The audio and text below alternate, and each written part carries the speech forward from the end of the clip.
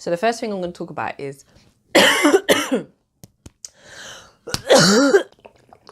see, it's always good to have water nearby, you know, in case you just die a terrible death. Oh, and I've got chocolates on deck as well.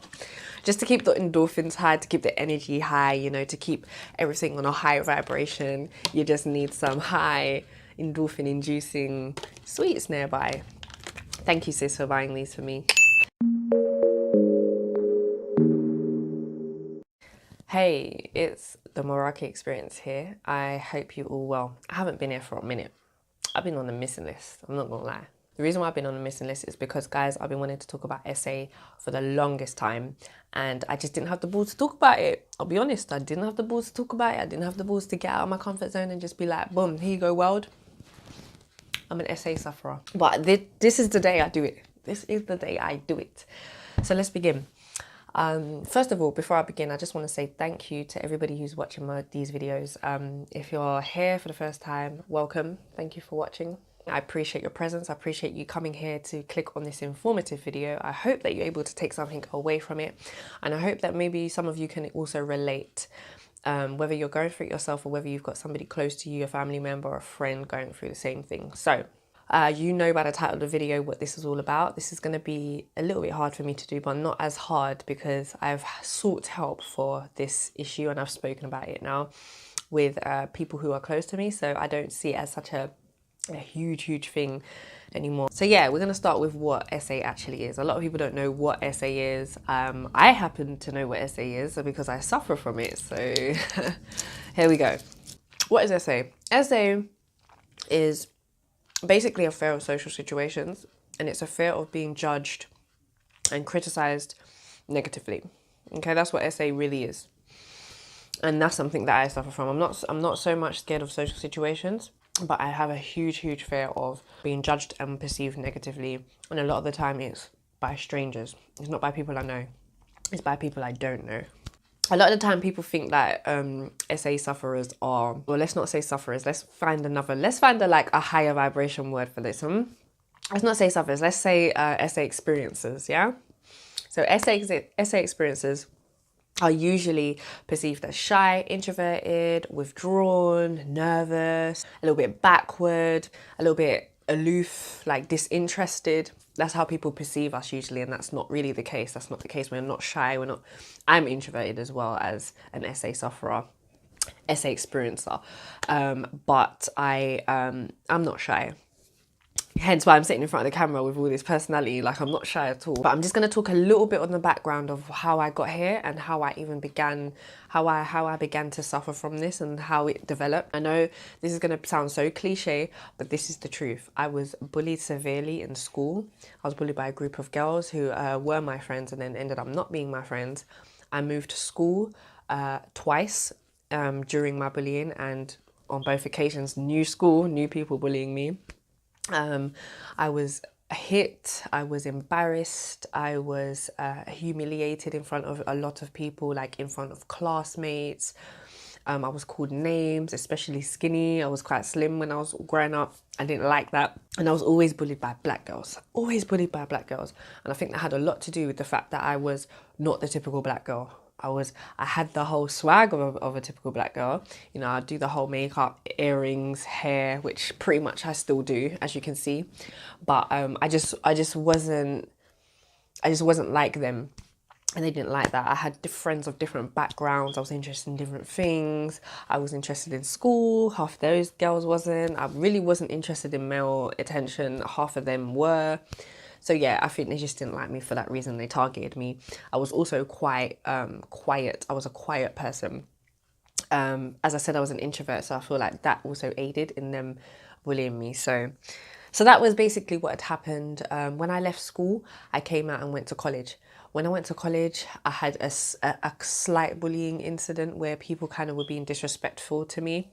And I think that had a lot to do with just me just expecting that behaviour. So I believe in law of attraction. So I felt like I attracted it to me because it was almost like, this is what I've experienced my whole life growing up in school in a social setting. Now I'm an adult, I'm 16, 17, a young adolescent, just going on to being an adult. Although I had high hopes for my college experience, which my first college experience was good. When I transferred to another college, that's when I got the bullying. And it was almost like I just felt out of my depth. I just felt like I had nothing to cling to, nobody to cling to.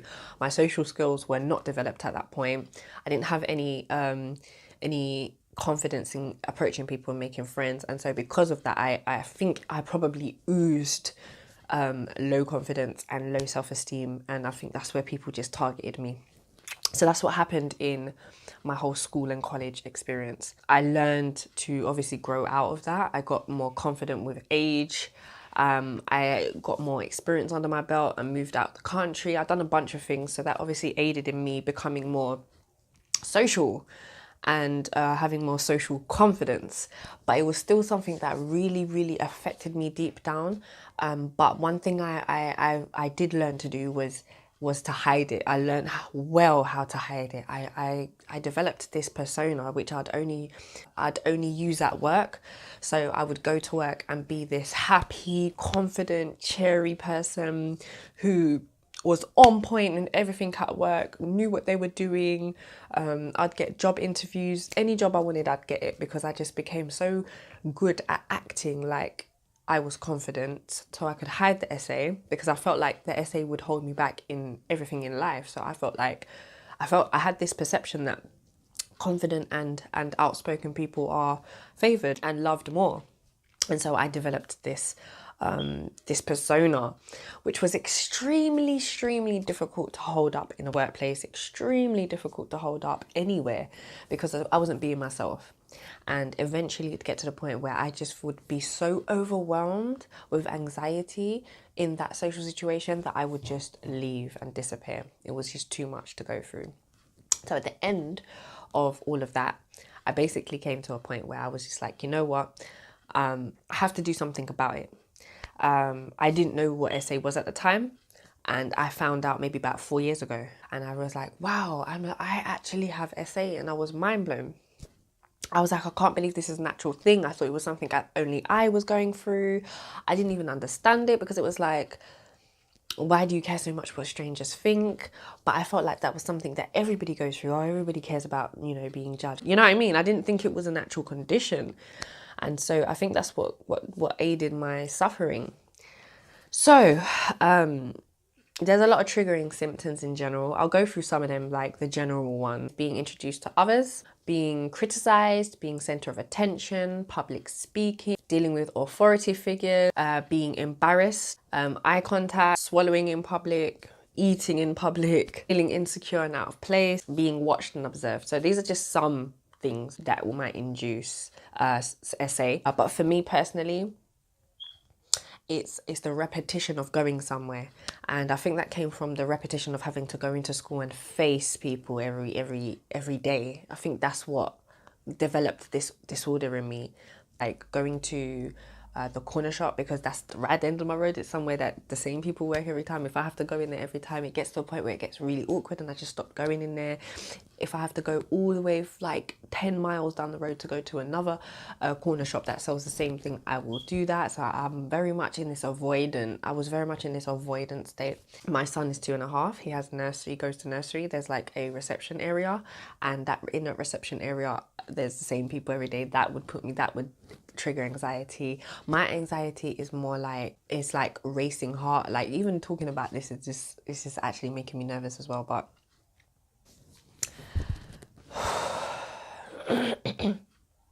the thing is with essay is that none of it is logical. None of it makes sense. I'm a logical person. I'm a Libra. Libras are really logical, and in my head things need to make sense. And if it doesn't make sense, I usually can adjust and be like, okay, boom, that don't make sense. Move on. You know what I'm saying? Like, let's do something new. So everything else in my life, I kind of apply myself in that manner.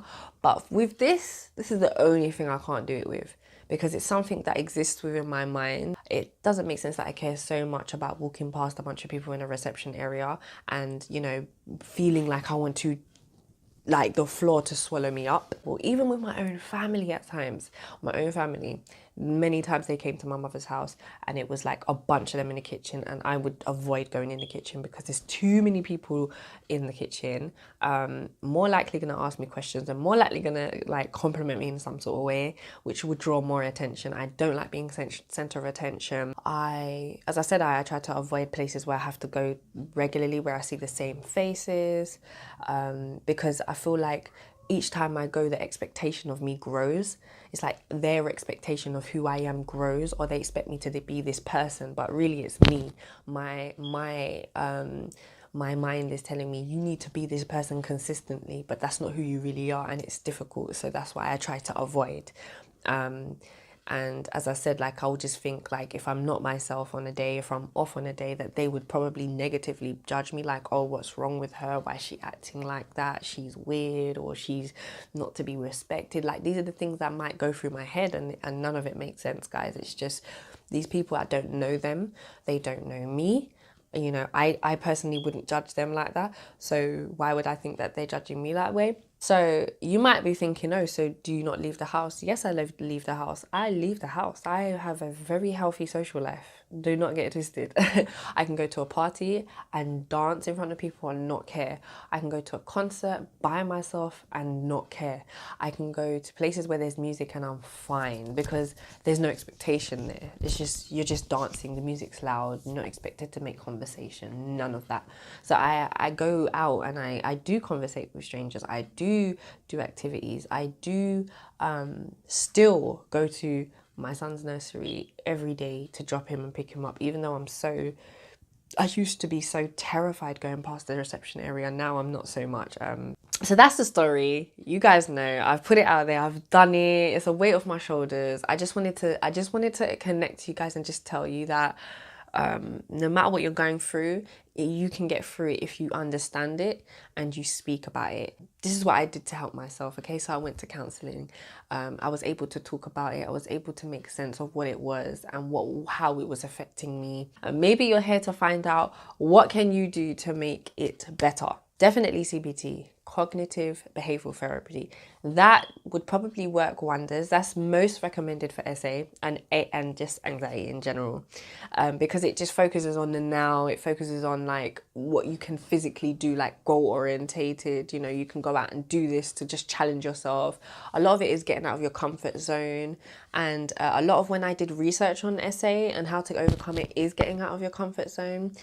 Is trying to rewire your brain to think differently in social situations, and kind of less take the focus of them judging you negatively and more put your focus on not judging them, but just more focus the other way around. So instead of you focusing from their perspective looking at you, you start look at things from your own perspective and not care about whoever's looking at you. And that's what a lot of it does say. I definitely have benefited from the counselling sessions I've received recently.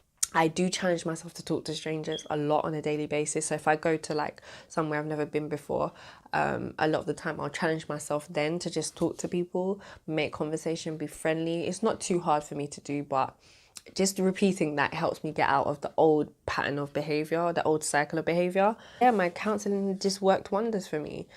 It helped me to really understand, like, why do you think that way? What is it about it that makes you think that way? And this is why I'm able to explain this to you today, just the way that I'm explaining it. I'm here to tell you that you're not alone and that you can get through it. I would highly recommend, if you haven't already, as an SA sufferer, to get counselling and CBT together. I'd like it would just be amazing for you to talk about it. The more you talk about it is the better it will be for you, because you understand why you personally have SA and why it's affecting your life and in what ways it's affecting you, and it will help you to rewire your mind to think differently about social situations. I am first-hand experience, because this is something that affected me so deeply for so many years.